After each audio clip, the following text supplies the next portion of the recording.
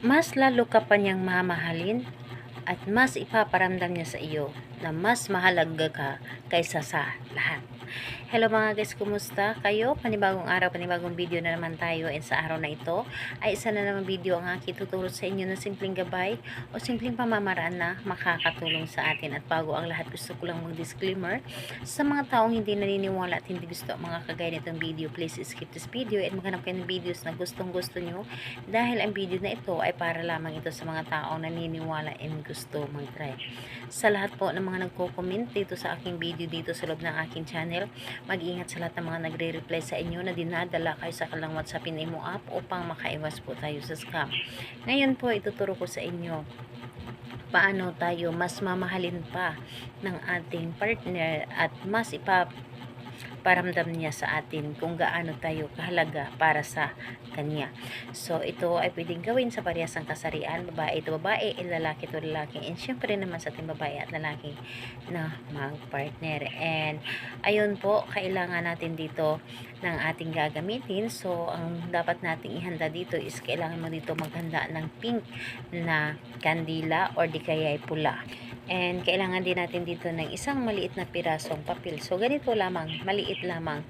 And, ayun, ito lamang ang dapat nating ihanda. And syempre, yung sarili natin na kailangan handa tayo sa paggawa nito at hindi tayo nagdududa sa ating dapat na gawin. And kailangan na buo ang loob natin sa paggawa nito. And kapag ready ka na, pwede mo na itong simulan. So, ang gagawin mo lamang dito, napakadali lamang.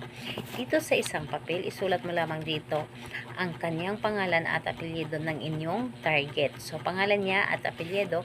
And kapag naisulat nyo na dito ang kanyang pangalan at apelyido, kumuha kayo ng inyong laway at ipahid nyo po dito sa kanyang pangalan na iyong isinulat.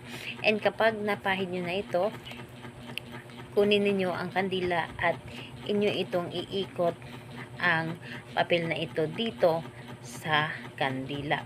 So, ayun po, iikot ninyo, and kailangan or kumuha kayo ng sinulid na pula or di kaya pink, talian ninyo ito ng sinulid ang papel na ito para hindi po siya matanggal.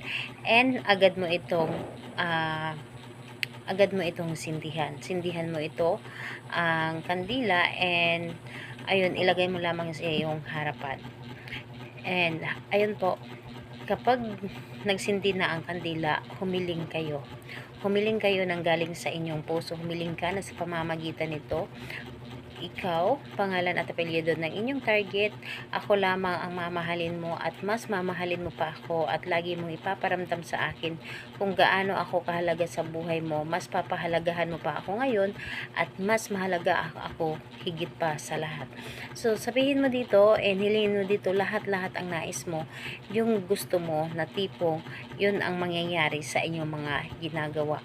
And ayun po, kailangan na mga positive lamang ang inyong mga hinihiling dito, and kailangan po na masunog ang papel na ito gamit ang kandila. So, pagkatapos masunog ang papel na ito, pwede nyo nang patayin ang kandila at itago ninyo ang kandila, dahil magagamit mo pa ito sa ibang ritual na kailangan natin ng kandila na gamit na.